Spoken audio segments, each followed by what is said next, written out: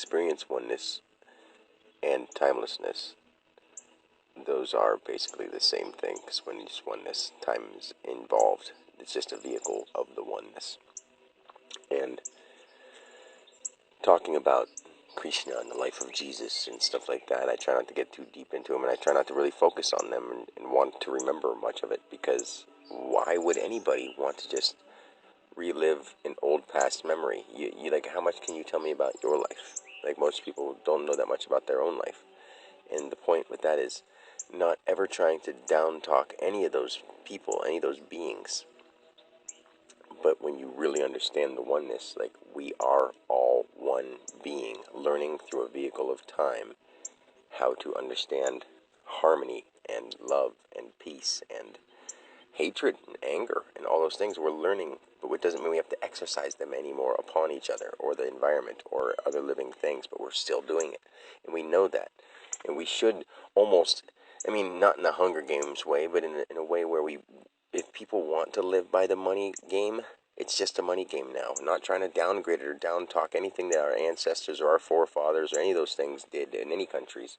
But to kill other people for not following your rules, or to do things like that to other living people or living things for not believing what you believe or wanting what you want or doing what you say, is totally wrong.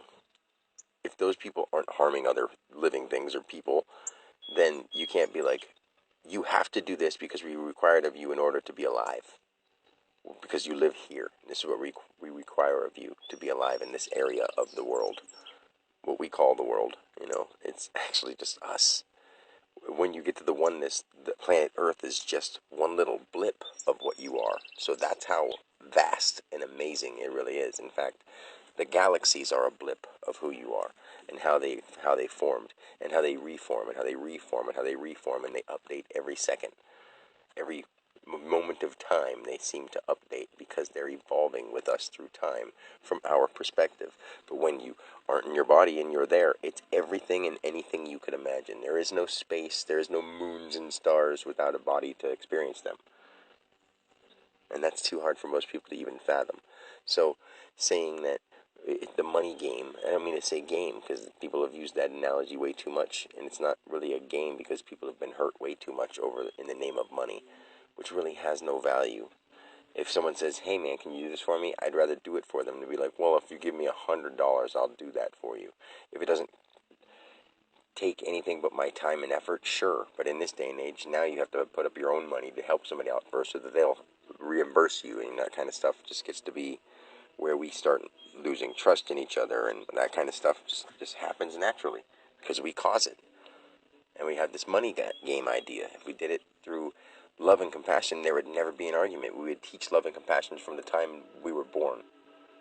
And it wouldn't be that you have to follow the structure. You would just show them love and compassion, and they would understand love and compassion from the very beginning.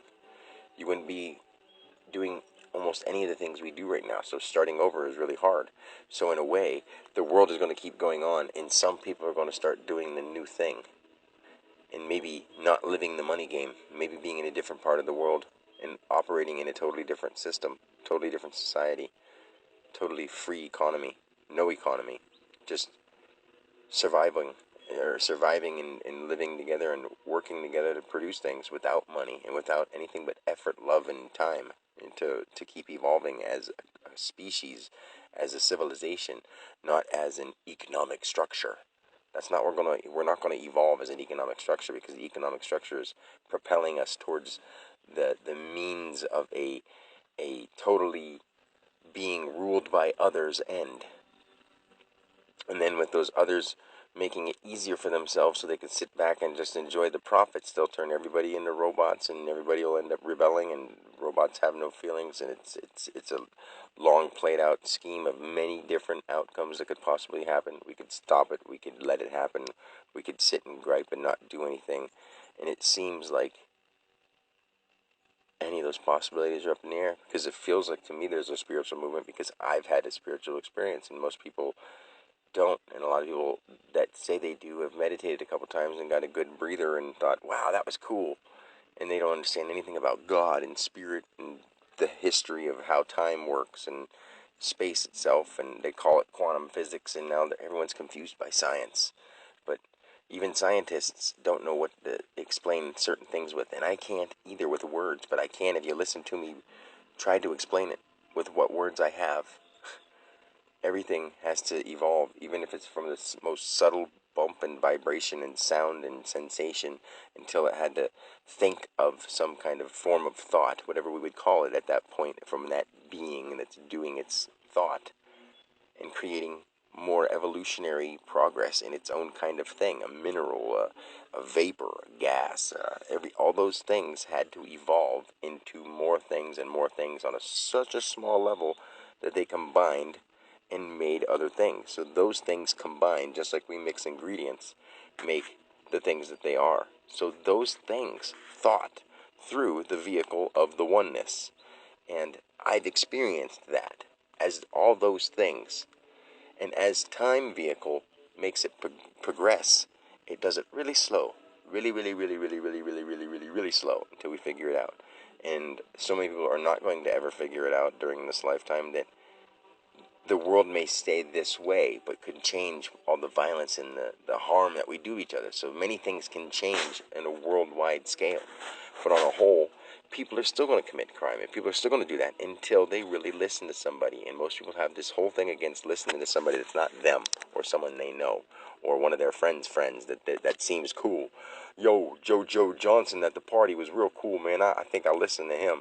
And usually the people that people follow after are the ones that you don't want to follow after, because they're trending, and they're usually just self-serving people who want money or recognition, which is okay also. It's all fine. But there's steps to spiritual progress, and we're on our way there if we all want to listen to somebody who has some sense in them. Like this Dan Alexander guy I'm talking through. I'm just saying. Anyway, I love you guys, and until next time, peace.